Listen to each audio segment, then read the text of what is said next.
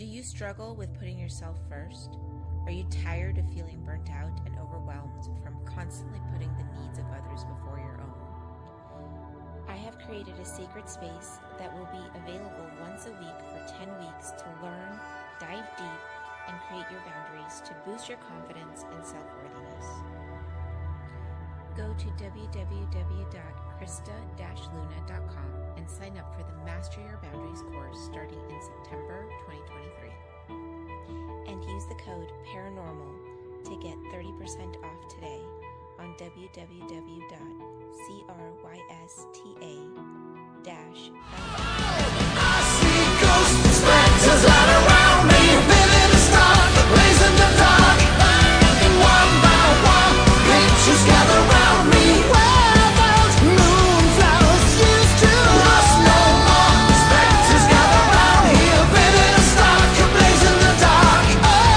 Night by night, stare into the black where moonflowers used to grow. Paranormal. Yes, your second one tonight. How lucky are you? And I'm your host, as always, Jeremy, for those who don't know, here to try and make the world seem a little more normal. Does it ever work? No. No, it never works to make the world more normal, but it's not supposed to because the world's a weird place and it's the world likes it like that, so we're going to keep it like that. But as always, there's a guest to help me try to do this, accomplish this goal. And my guest tonight is Dr. Lisa Winters, an animal communicator. Yes, my second one of the night, and a pet tarot expert, which is a first for me. So that right there is what I'm excited about, is the pet tarot part. But Excellent. First things first. How you doing tonight, Lisa? I am fantastic, and thank you so much, Jeremy, for having me on your program. I'm really excited to be here. It's a bit early here in Perth, Western Australia, but definitely worth it. Oh, I have friends who podcast out of Australia, so I love working with Australians. They always have such a good attitude about everything. They really do. Like very easygoing.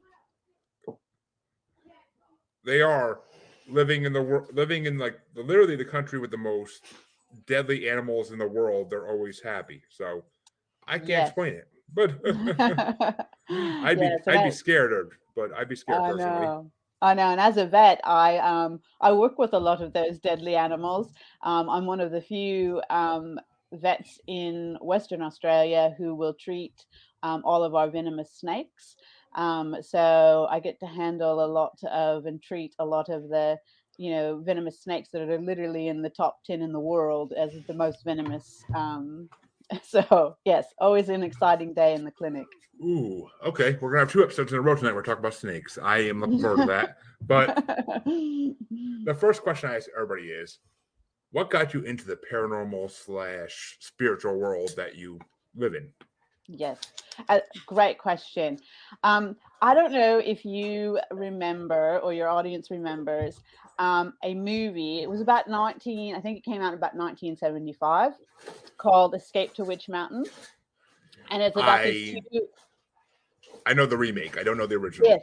Yeah. So I'm talking about the original. That gives you my age.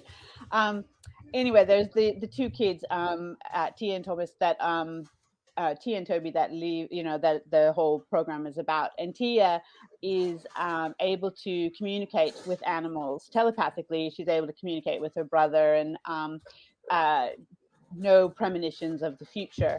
And I remember watching that movie as a little girl, and for the first time I saw someone and and had them talk about something that I had already been doing, which was communicating with the animals. And I remember turning to my family at that time that were with me and saying, I can do that. And they looked at me and they went, yep, right, Lisa, no worries. And they quickly dismissed me. And so it was kind of from that point forward that I realized that, hang on a second, maybe I was a bit different in that not everyone communicated with animals. And that was my first most conscious awareness. And basically it has stayed with me. I mean, obviously it stayed with me for my entire life. And I have been communicating with animals, since that, my most earliest memories. And it has evolved into me creating, programs. I believe that everyone has this ability to communicate with animals, and to teach people how to reconnect with those abilities. And in the last 5 years, I've created an additional tool that seems to really help people learn how to communicate with animals, and it's an amazing anchoring tool, which was pet tarot. And so that has become my biggest selling service, is to do pet tarot readings for animal, for pets and their pet parents. And I now incorporate it into my my program, my pet partnership program, that teaches people how to actually communicate with animals. So it's been a lifelong journey. It's been with me since I can remember. Amazing. And if I can communicate my two masters actually and actually get them to listen, that'd be the greatest thing in the world. But you have to remember, all animals have free will, so they get a choice.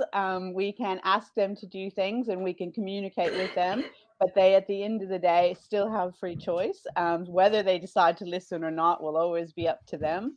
But you can absolutely learn how to have those conversations in helping with behavior issues, just being able to know why your animals have come into your life. So being able to do readings, and learning how to communicate, to learn how to do to learn how their soul contracts work, is one of the big things that people want to know about. Yeah, the only one that was enough force to fit her in there. It's incredible, and I actually got to do it. I got her, get him. I got her. Well, he's not going to go in the cage either. She needs to be put in here. All right. Well, let me ask you this. Yes. Have you had any experiences with anything on the ghostly spiritual realm, or Yes. even in Australia, aliens, or even cryptids such as the Yowie or any other?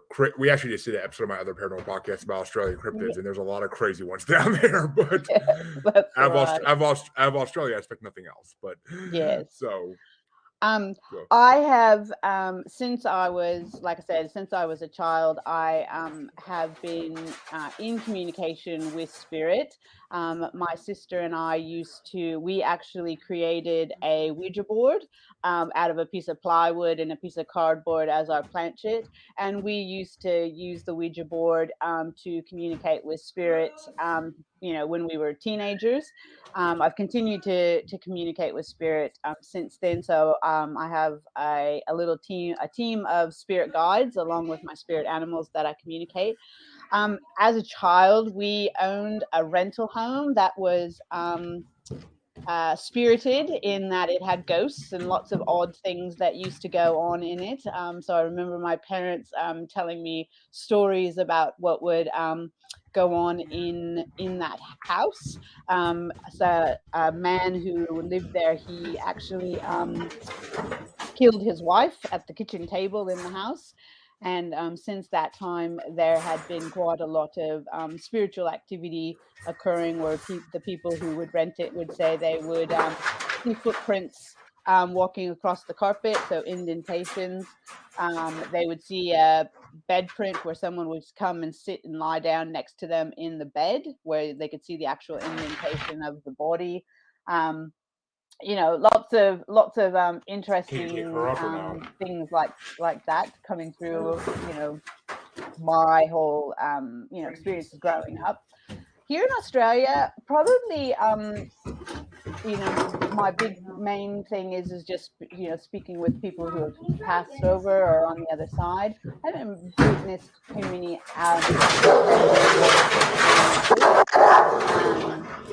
I did have a UFO encounter as a young kid, where we were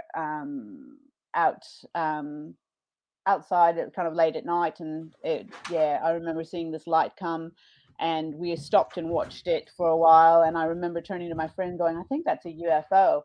And then, of course, we were teenagers, and so then it kind of spooked us a bit. So we kind of took off, heading back to home. And when we looked back, it just kind of sat there, and then it just kind of just shot up and disappeared. So we were pretty convinced, and we both, talk about that story, how we saw a UFO when we were kids. Interesting. And Australia is a hotspot for UFOs. It really is. Like, Yeah. it's just, Yeah. it's. I mean, I never heard of many abduction stories out of Australia, but I've heard of a lot of UFO sightings up down down under, I should say. So I mean, down under, yes. Yeah, no, you hear about it a lot. Like you say, that a lot of people talk about it. I've yet to see any. I love looking at the stars. I actually am an astrologist, so I do astrology readings.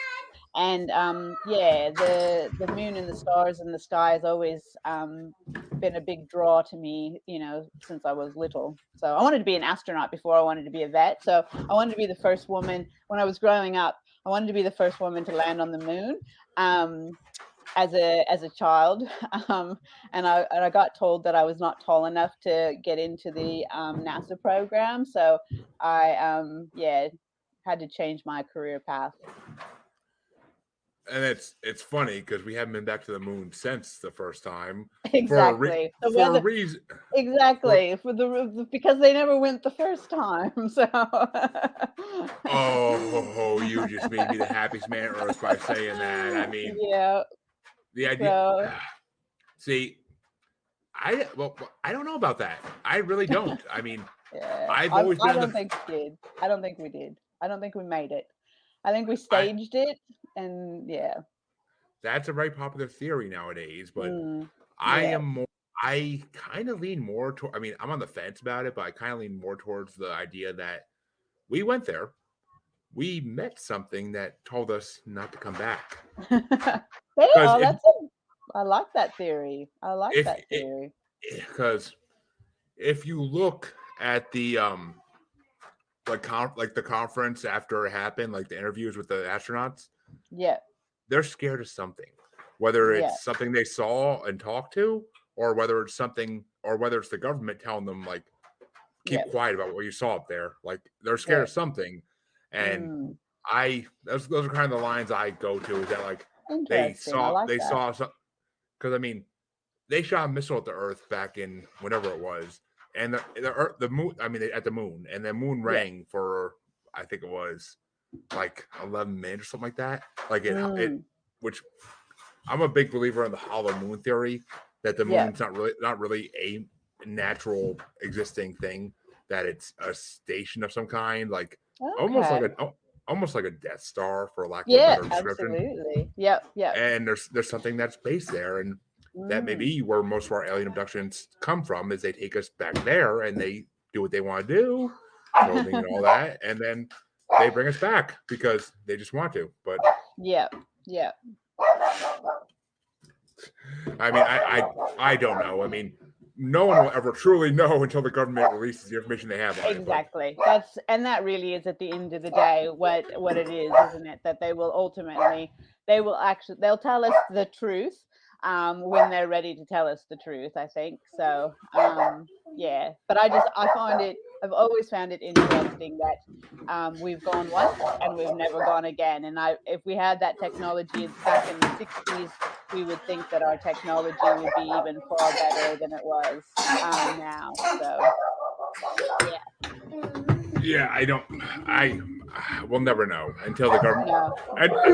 I mean, I'm famous for saying, like, the next pandemic we have, they'll say Bigfoot's real, but and all of his cousins all over the world, of course, as well, including the infamous Yowie. But it's so nice to have somebody else's dog barking on a podcast. I know it's all happening here at the house. We've got NBN people coming, and I'm sitting over here going shush shush. So hopefully he's not barking too much in your background. He is a lot quieter than my mastiffs are when they bark. So excellent, 100%. So I mean, trust me. My wife just put them back in their cages and put a sheet over their cages. We're trying that for the first time ever to see if it keeps them quiet, but while you're podcasting. But excellent. But let me ask you this. Yeah. what do you think of the crazy cryptids in Australia, like the Yowie, like the bunyip, and all these like dinosaur-like creatures Yeah. that are supposed to be in Australia? Um, I find it interesting. I think anything is possible. Like I'm a firm believer in that, anything is possible. We live in a world where we do not know every little square inch of, you know, every forest, every desert, every ocean, all of those kinds of things. And so I think there's always the ability for, you know, uh, creatures to live and thrive without us even knowing it. So Australia is not a big place, and most of its inhabitants live right along the ocean on each coast. So there's a vast center of Australia that's not highly inhabited.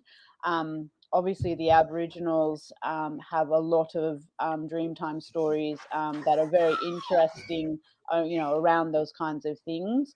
And being the oldest living culture in the world, makes me think that they're not making this kind of stuff up. So um, I haven't seen a lot of information on it to be able to give a really well educated opinion. But I do believe that anything is possible.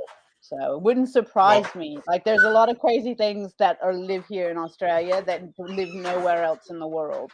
And there's been a lot of crazy animals that live here that have never lived anywhere else in the world. So it would not surprise me. well, I mean, you. I mean, I'm not sure. I don't know exactly where you live, and please don't give it out on a live podcast because that's not healthy for Of anybody. course. But you never possibly heard when you were younger, even like the howl of a yowie, like through the woods. I'm actually originally from the US, so I've Oh, only lived here for the last probably 20 years. uh, And yeah, so I'm originally from the Pacific Northwest, so Washington State. So I know all about Bigfoot, and seeing the Bigfoot sightings and hearing those kinds of stories. So so no, I don't know that much about the Australian relative.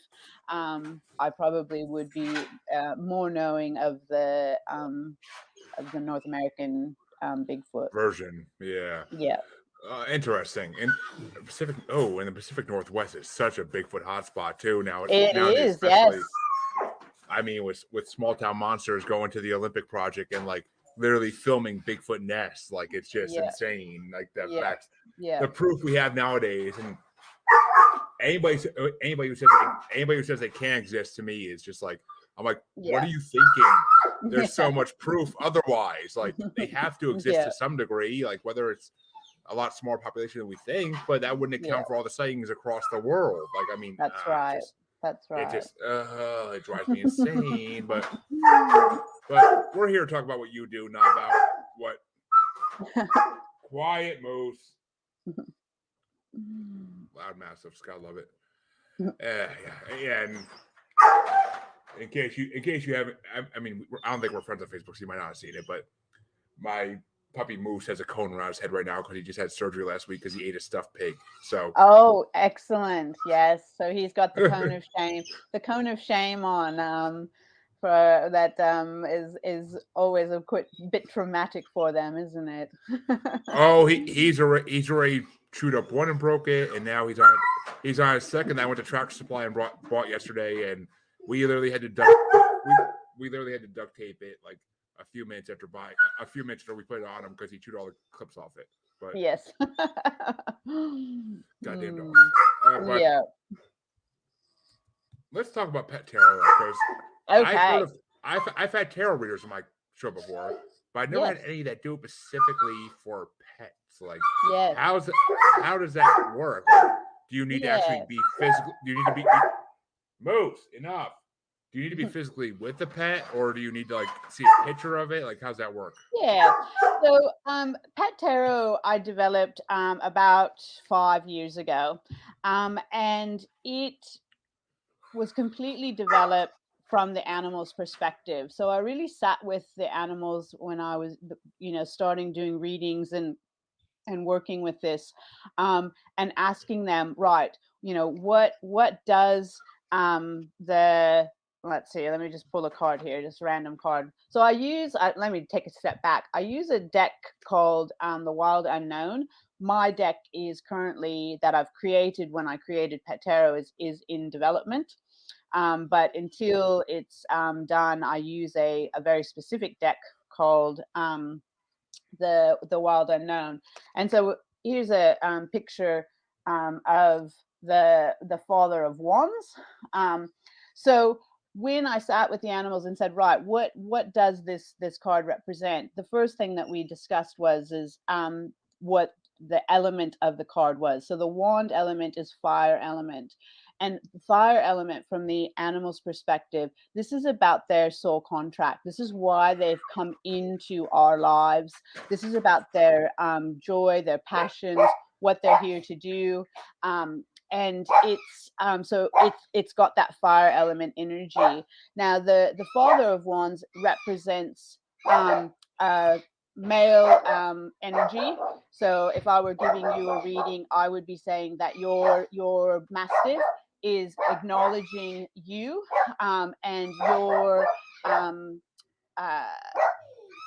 energy that is in the household. So that strong fatherly energy, and he sees that he has come into this world and has signed a contract with you around what's going on around that. So it's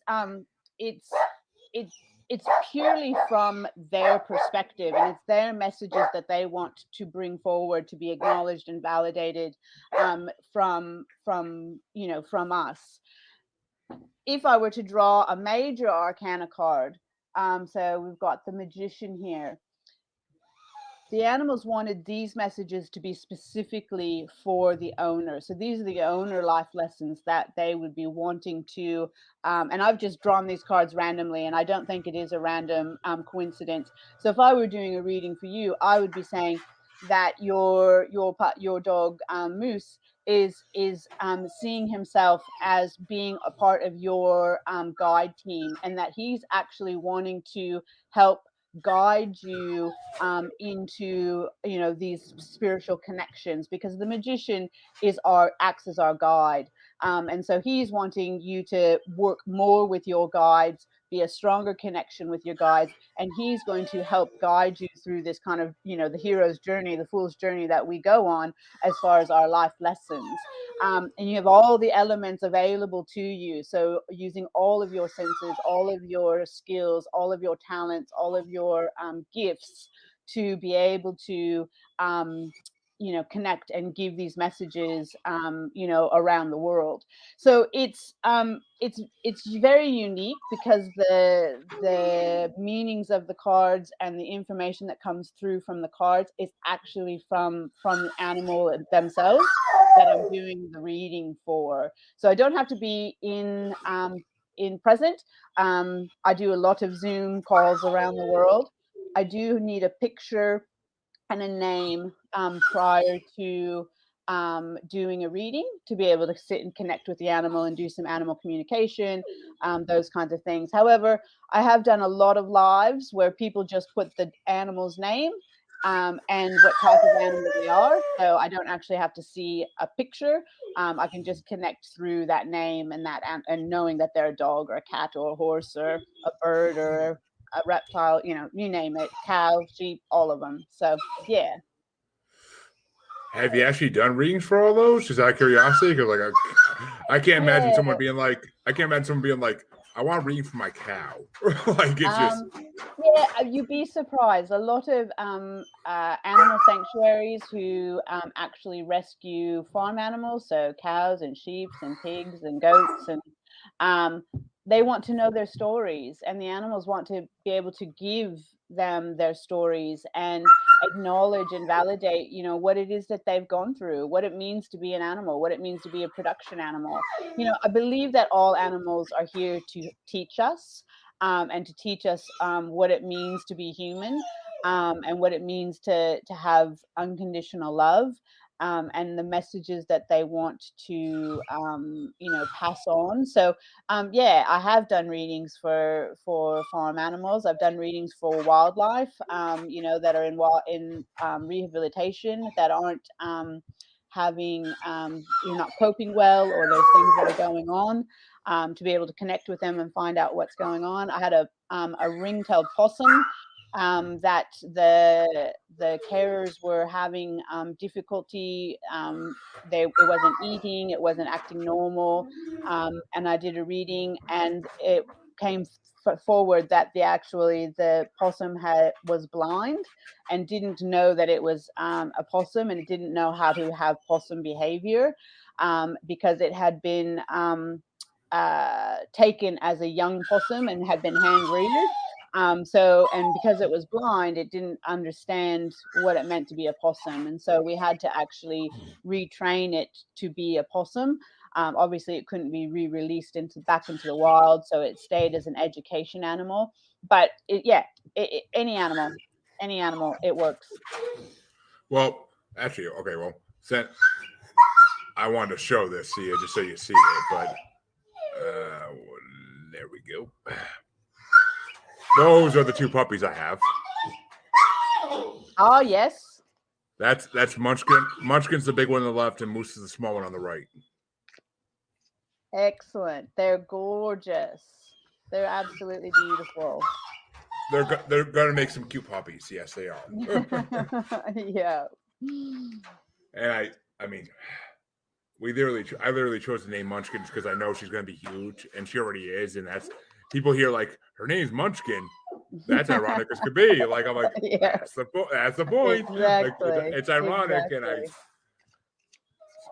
like they're good dogs. They're good Yeah. dogs. They're loving as hell, and like they want nothing but attention. That's right. Munchkin will chew on everything and then spit it out, and Moose will chew on everything and then eat it. That's the issue. But, right, Munchie? She's looking at me like, you put a sheet over my cage. How dare you? Yeah. But she's actually laying down behaving, so she's smart. That's good. That's for sure. Moose is the one you hear whining. Yes. And do I hear a bird? Yes, it's a Major Mitchell cockatoo. He lives outside my window. So he's one of those beautiful white cockatoos that have the orange crest. So a big, large orange crest. So it's a native bird. So they will fly in wild flocks around Australia. So although they've just been listed as an endangered cockatoo, so not as many flying wild in the wild now. So much more in captivity, I think. Yeah, I mean it's sad, but it is. It's for the best, literally. Yeah. I see you offer on your website though, like a therapeutic soul journey reading. Yeah. What does that entail? Yeah. So a therapeutic soul journey reading is actually a tarot reading for people. I've now in the process of changing a couple of things. One of them is going to be actually a combined tarot reading called a pet partnership reading, and that's going to actually be a reading for their pet and themselves, because I'm a firm believer that a lot of things that animals are doing or expressing in their environment is actually them mirroring back to us what we actually need to address in ourselves. So again, this is about, the animals here coming in as a contract that they signed up with us as humans to help us heal, to help teach us what we need to learn. And so now that therapeutic soul journey reading is going to be in combination with a pet tarot reading. But it's a reading for the pet parents, so they can learn what it is that they're expressing, that the animals are actually picking up and mirroring back in their behavior. So so if a dog's got anxiety, 9 times out of 10, if you start talking with the pet owner, they will have anxiety. And when you start getting to the root of the problem, why is this anxiety being present? Oftentimes when it gets fixed in us, it immediately gets fixed in the animal. So it's quite interesting how, we are so connected to our pets. Interesting. Question for you, and feel Yeah. free to say no, because we can talk about this beforehand, and I don't want to put you in the spot. That's okay. But would you be willing to do those? Willing to do one of those, especially since you've seen my dog, so you know what they look like and everything? Absolutely. I can definitely do a 1-card draw for you. So what I'd like you to do is actually pick one of the animals that you would like to have the reading for. So just tell me their name. Let's go with Moose, because he's the most troublemaker right now. So let's go Moose. Yep. Okay. So now we'll do a reading for Moose. We'll pull a card. Now, if you can just kind of set an intention, or if you've got a question that you'd like to know, or if you just want a general, see what he has to say, totally up to you. But just an intention for the reading. What will it take for him to calm down and be a good dog? That's the Okay. question. Fantastic. Let's see what Moose has to say about what would help him settle. He's already a good dog, so we know he doesn't need to be, but to help him settle and focus maybe on what's going on. All right. So what I'm just doing is I'm just tuning in with Moose, and I'm just giving my cards a shuffle. And in a moment, I'm going to I lay them all out. Face card down, obviously, so it's a card that I'm randomly picking with connection with Moose, and we will see what Moose has to say, because he's got a lot to say. So a little bit, some of the first things that are coming through when I'm connecting with Moose right now, he's got a lot of what I call nervous energy. And when dogs have a lot of nervous energy, it's because they are not knowing what it is exactly that they're supposed to be doing. So what their actual job is in the household. And so they get quite anxious and nervous when they are like, what am I here to do, and why am I here? So that's the first thing that's coming through is that he doesn't know what his job is in the house. So he needs to be given some form of a job. And the jobs can be simple. It doesn't, it can be that, his job is to go out, and get the paper every day, or his job is to, be a working dog, so doing some agility work or doing some obedience work, like working dog work, those kinds of things. But the first thing is he's saying is I don't know what I'm supposed to be doing here, so I'm just all over the place. Let's pull a card and see what he has to say. Well, he's the one you can hear right now, so yeah. Yeah. How long have you had him for? You haven't had him for very long, have you? Got him right before Halloween last year. Yeah, so a pretty short period. And he just cost me $1,400 in a surgery. So yeah. Yes. I think that's frustration. That he's quite frustrated, and so he's tearing things apart because he doesn't. I think he needs a job, is what he's saying. He needs a job. All right, Moose.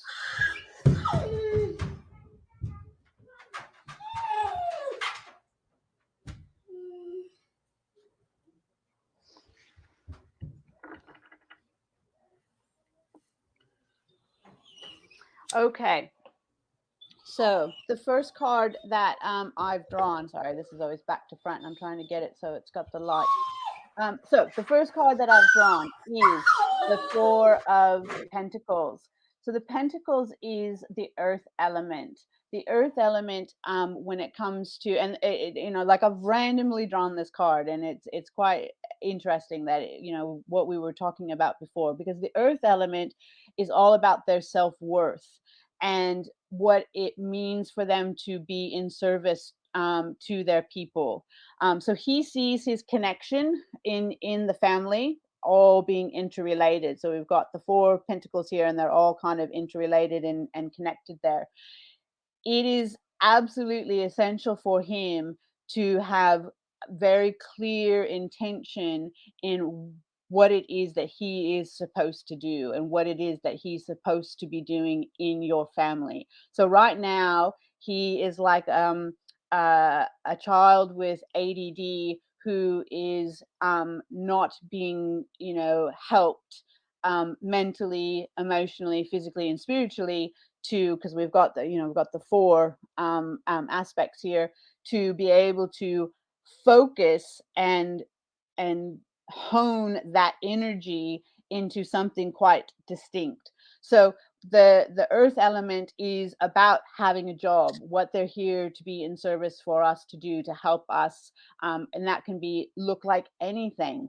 But his big message to you is that he needs to be told and shown what it is that his job is supposed to be in your family, in this family unit that you have.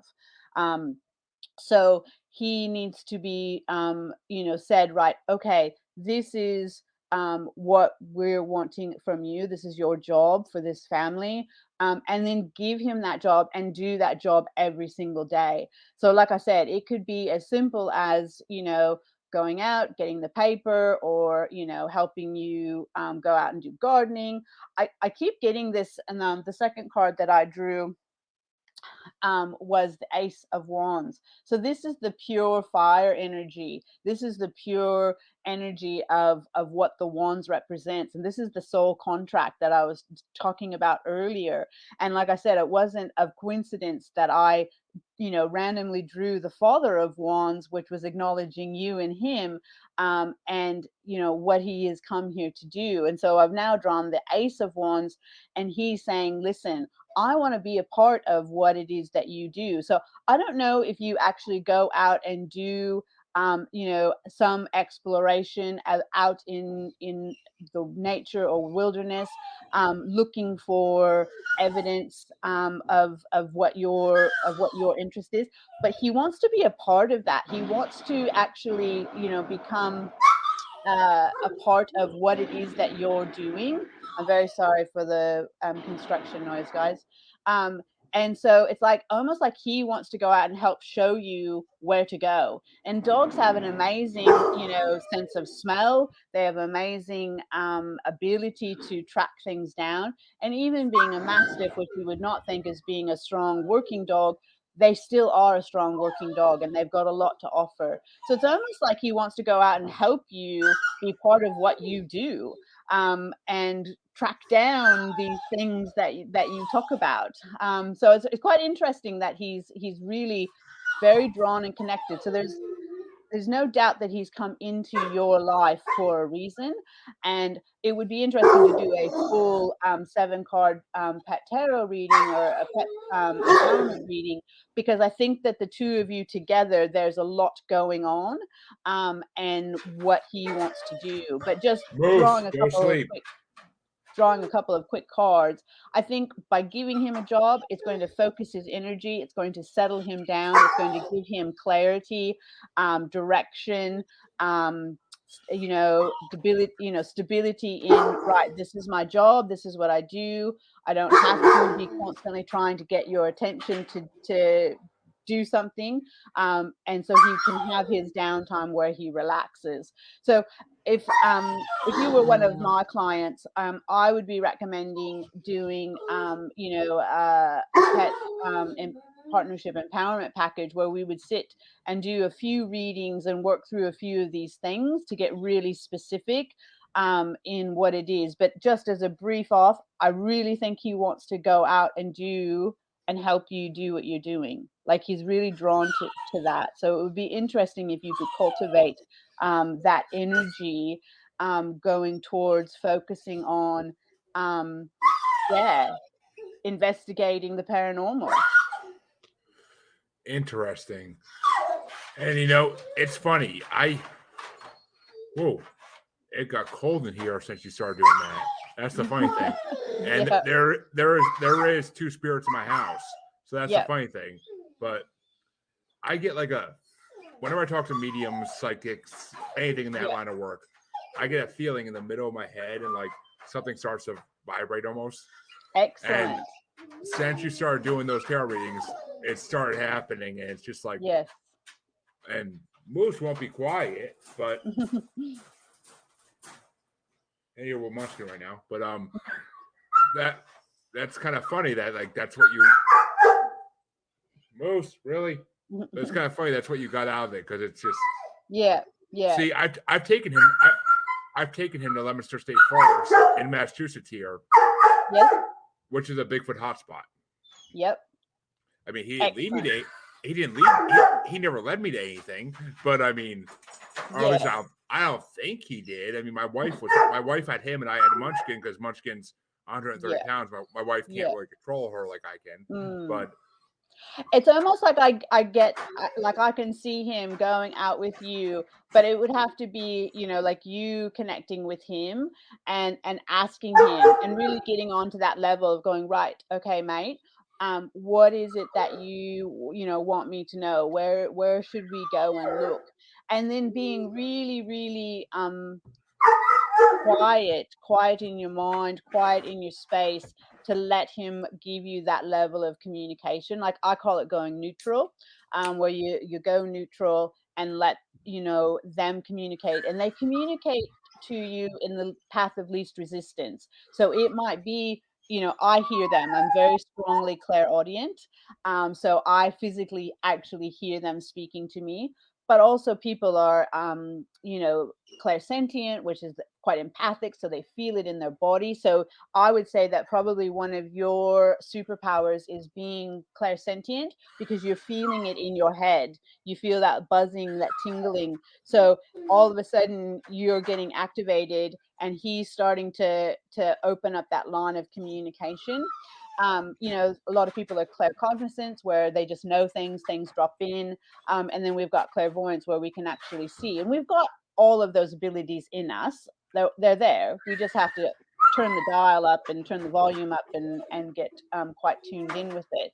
So I would find it interesting if you're going out with him and just having this conversation and all of a sudden seeing what it is that he has to say around tracking and going out there. It's just that that first time you didn't actually know that that's what he was out there to do, and he was with your wife. So I think you'd have to actually take him out on his own and really have that level of connection. But he wants to work with you. He wants to do work with you and around what it is that you do.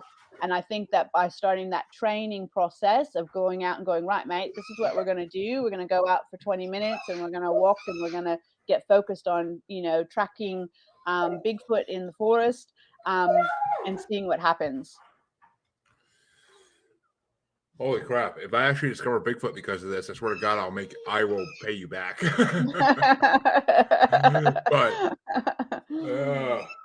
you hear that, Moose? You're gonna help me find Bigfoot.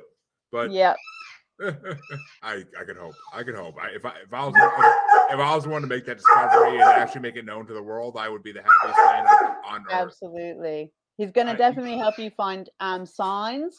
And it's going to be quite subtle signs in what it is, like very kind of subtle tracking. Like I'm almost seeing him showing me like the hair fibers, the on the branches or the ground or on trees, like he's showing me that. That's what I'm seeing from him. Like I'm seeing the hair fibers and the track, that kind of evidence with it. But he wants to work with you. He needs a job. That'll quiet him down very quickly. Interesting. And I mean, I don't know if he's agreeing with you right now or not, but good.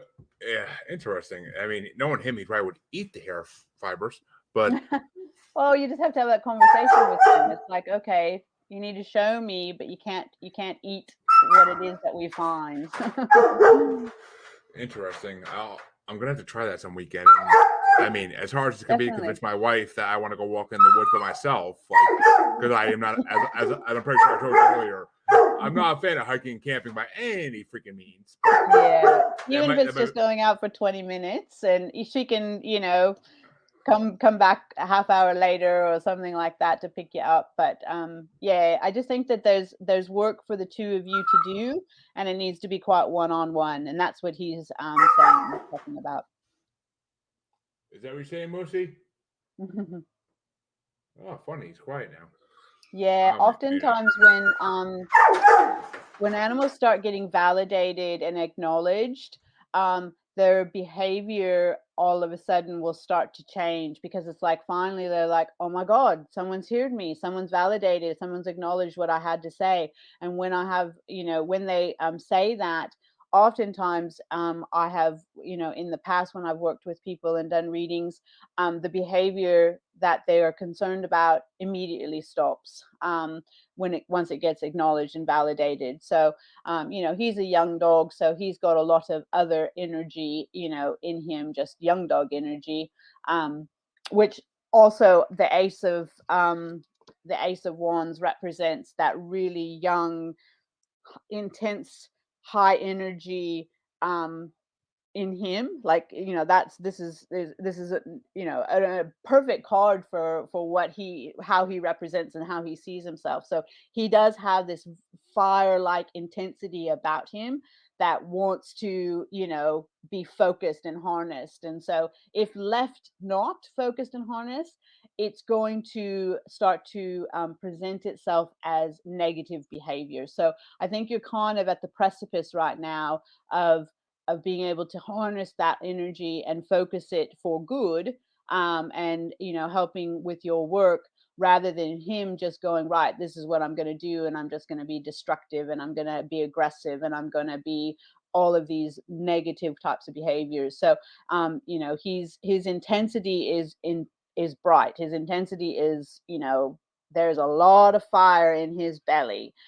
So he needs that focus, or it's going to come and it's not going to end well. He'll start showing negative behaviors with it. He already does that. But Time to focus him. Gotta focus.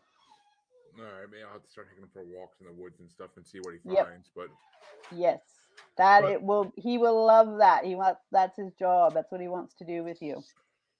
well, as an animal communicator, what are some, like, because I've talked to people I've talked every animal communicator I talk to, they do dogs, they do horses, they do cats. But Yep. what are some of the strangest animals you ever worked with? So my bearded dragon, I had a bearded dragon, and it was really quite interesting. I was this little bearded dragon got handed into me, and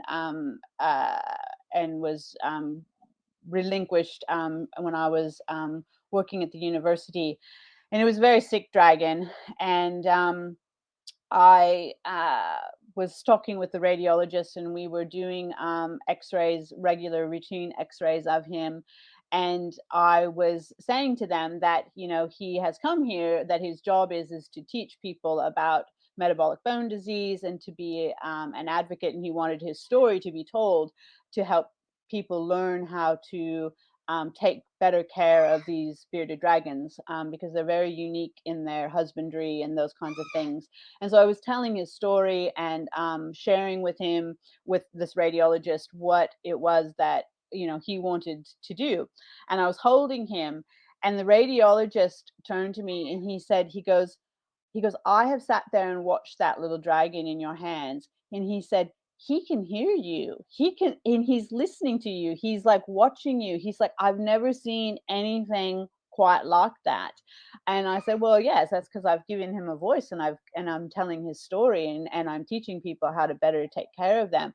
He's a little, 45-gram dragon. And basically here to teach, and I've taught his story. He's now since passed, but he continues to teach people how to take better care of their dragons.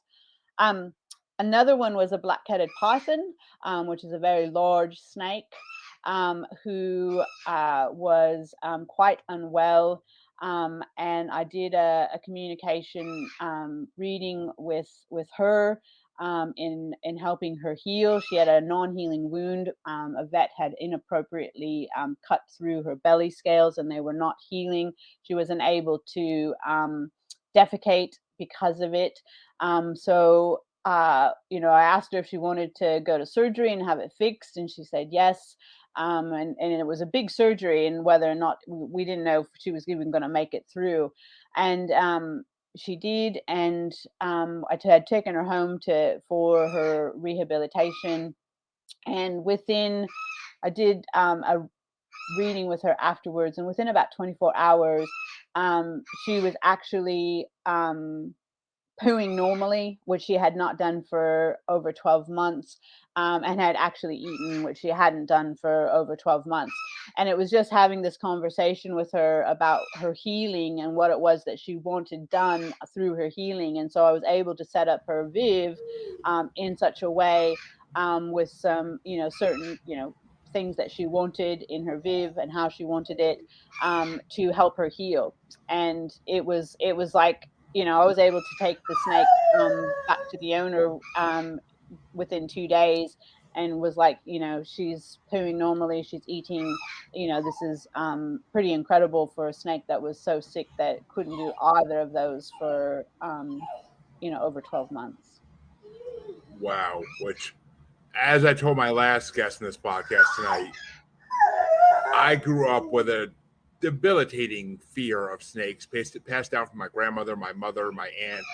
Like, it was just a fear of snakes, like, to no end, a fear of snakes. And Yeah. like seeing one on TV, seeing a picture of one on a book cover or in a book, like, used to give me chills down my spine, used to like make all my hairs go on end. And I got over it now somewhat. Like, I could see them on TV now, and it doesn't bother me. I've pet one before. I never held one around my shoulders or anything, because that's a step. Right. That's a step I would do now, but like, I haven't done it yet. Maybe someday. But so I mean, the fact that someone could, and you are the third or fourth person I talk to that work with snakes, and like, it's just like, I tell this every time. It's just like, to be able to work with snakes like that would terrify me to no end. Like, no end. Like, like, to be, I mean, I actually used the word parcel tongue in one of my episode, the first episode I did, where a person communicated with a snake, because like, that's all I could think of. It's like a parcel tongue from Harry Potter lore. Yeah. And like, it's just I can't imagine it. Like, my son would love to have a snake as a pet, but I was like, I don't want that in my house, because if it gets loose, I can't promise I am not going to kill it in the process. Like, if it gets loose, because like, they're great pets though. They're great first pets, actually, for kids, because they're very easy and straightforward to take care of. So I could see that maybe, but like, I just don't know. Like, it's understandable. I mean, the fear's still there, because it's just, when I lived in a trailer in New York, like, I watched a snake all the time, that like a garter snake that was like, it lived in a little like rock formation outside the front porch of the trailer, and like, eventually the rock formation, like, that whole summer, like, I would watch the snake like in its rocks, or I'd watch the snake like come out. It popped out of the dirt one time and nearly gave me a heart attack, because it was like a scene from Tremors, the way it came out of the dirt. But it's just, it's I don't know. One of my houses. It's interesting that for someone who has that kind of concern and worry and fear of them, that the snake obviously had something to tell you, something for you to learn from their medicine, from their energy. For you to spend that much time watching them and seeing what he was doing and interacting with his environment during that time. So if you sit and reflect back with that, there will be some lessons that he taught you. Whether it be this kind of level of patience and time for transformation, or it might have been during a time where you were undergoing a lot of transformation, because it was about shedding of your skin, shedding of the old the new coming through. So there would have been information and lessons that he was teaching you, even though you might not have known it. It's funny that you use that analogy of shedding of the skin, because like, I mean, at that time I can't think of anything necessarily that would have signified that, but Mm. I'm actually as of a week from Friday, I'm working with a previous guest of my podcast from a week or two ago, who named Jassy Jackson, she helps people find their true meaning in life. That's one of the main things she does. But Yep. and I'm actually gonna, like, I worked out, normally it costs like $1,400 to do her service for this, but I Yep. worked out a deal with her where I advertise for her in my podcast, and she will do it for free. Oh, So fantastic. I know it's a lot of people are not willing to do that, and like, the fact that she was willing to do that, like, we got along so well that she was just willing to do it. But Beautiful. so I feel like I'm gonna be shedding my skin soon in a Oh, analogy. that's amazing. That's Analogy. amazing. I feel like it's coming. Like, I feel Yes. like I feel like it's gonna work, because like, I feel like my true scent. Yes. I don't know. My father was famous for saying, like, my father died in 2017 at 58. Oh, I'm very sorry. Thank you. Heart surgery he didn't recover from. I mean, he had cancer when he was a teenager, and his heart sac was destroyed from the radiation, so he Yeah. couldn't recover. He couldn't recover from his last heart surgery. But he was famous for saying to me, my brother, blah blah blah years old, because he would say it all his life. Yeah. Like, since we were born, like, I'm blah blah blah years old, and I don't know what the fuck I want to do with my life. Like, Yeah. that was his famous saying, and Yeah. like, he worked in the car industry most of his life, sales, repairs, rentals, all that. Like, he worked in every aspect of the car industry all his life. And I mean, and he drove a limo. That was his life. And he worked at the DOT, like, at a truck weigh station. So he literally Yeah. worked with automobiles all his life. And he was famous for saying, like, when we were trying to figure out what we want to do with our lives, like, I don't know what I want to do with my life, and I'm this many years old. So, well, it's very interesting, moving on this whole conversation, because the first card that I drew was the Father of Wands and the snake. And we've got the God strike, which is the intuition and the knowing, and the fire. This is passion, the passion to purpose. So this was the very first card that I drew for you when we were chatting, just talking about it. So again, big transformation going on. So acknowledgement. So you're going to be getting some intuition coming through, and Moose was acknowledging you as far as this. So it will be quite interesting to see what happens for you when you have, your reading. I believe that you're going to have some very strong intuitive hits. This could be from your father. He might be coming through, helping you from the other side to figure out, your life purpose. But we've got the snake energy coming through again, so the snake energy is actually talking to you. There's healing from that energy. So even though, you've got anxiety and fear around it, they're here to teach you something. And I just don't think that is coincidence. I don't think it's coincidence that I drew this card first up. I don't think it's coincidence that you're talking about the snake that you watched, in the rock formation. And, I don't think it's coincidence that I'm talking about, transformation, shedding of the skin, letting go of the old, what no longer serves you, stepping into a new place in your life. That's all fire energy, wands energy, snake energy. it's funny because literally, like, most of this episode, I've had the coldest chill through my body, and like, I'm a huge believer in synchronicity and Yes. fate, and Yes. like, I don't know if I said that already, but I might have. But I mean, it's just, Yeah. I feel like something so big is on the precipice of my life, and I mean, I just started a new job in sales, and I don't know. Maybe that's what I'm meant to do, because I set a record at this company for having a sale in the first week on the phones. So, Fantastic. Good on you. I mean, it was. I'm not gonna lie. I'm not gonna be greedy, but it was pure. Part of it was pure luck. because Yeah. I called this client and they need phones, so I sold it to them. But Yeah. like it was part of it was pure luck, but part of it was also I connected with this client to some That's degree, right. and I know that, and I mean I'm in the Yeah. paranormal. No, when things Yep. happen, they happen for a reason, and That is right. it's just oh my god, like I can't lie, like the whole top half of my body is freezing right now for, and yeah, it's chilly outside, and the door's open down here, but it's not that cold where I should be like freezing to like No, that's right. shivering almost. Like Yeah, so spirit's definitely talking to you. There's messages there that's coming through. Spirit's definitely speaking, and like I said, it's not like I don't believe. I believe in synchronicities and those kinds of things. So I don't think it's by coincidence that I randomly, out of 78 cards, the first card I picked was the Father of Wands, and then the Magician, and then we've got the Ace of Wands, and so so much information that's, and obviously the Magician also, he is about synchronicities and speaking to us through synchronicities, and that's how our guides speak to us. And again, I think it will be how Moose will probably speak with you also. He will be showing you these synchronicities. We just have to make sure that we are open to receive those messages. So he will be giving you those types of information and synchronicities also.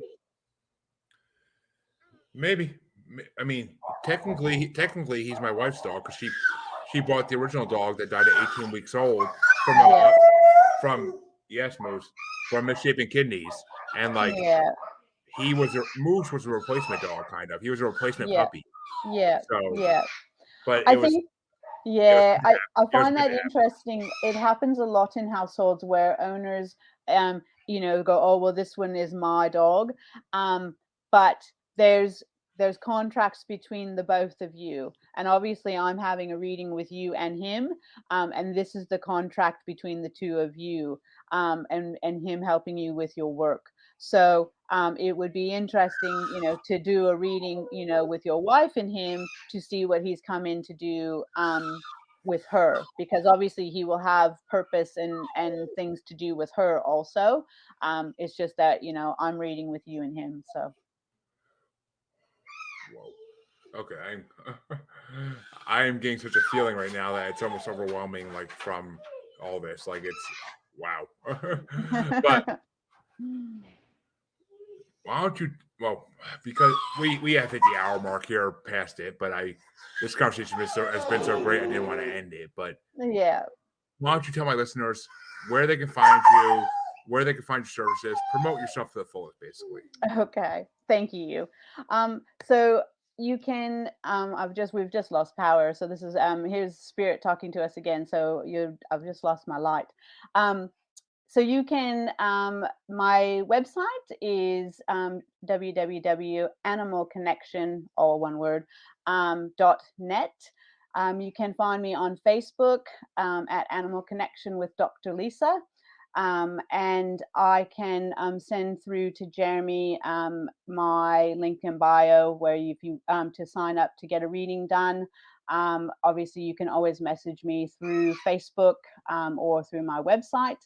I've got a couple of freebies going on my website that you can sign up for, which is a 3-video training as an introduction, a beginner's guide to pet tarot.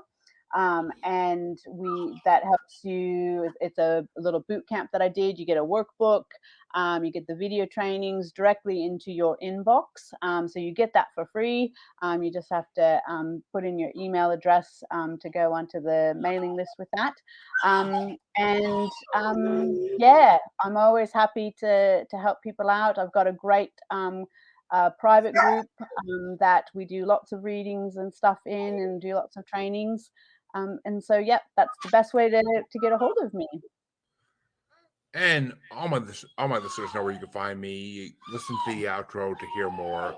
But if you don't know where you can find me, but I want to thank Lisa for coming on today, Dr. Lisa, because it's been an amazing episode, and I can't wait for my listeners to hear this in June-ish when it releases. But Fantastic. I can't wait for my listeners to hear. Like, I'm gonna have a week of because I do twice a week episodes, so I'm gonna have a week of animal communication episodes, and that's just incredible to me because it's one of my favorite topics in the paranormal world is animal communication. So That's beautiful. Well, I'm more than happy to come on again and have a chat anytime. I can talk about this topic of my experiences all day long, and an hour is a very short period of time. It is, and I definitely would be willing to have you on. Yes, Moose, we're talking about you. We know this, and I definitely would be willing to have you on again, 100%. Beautiful.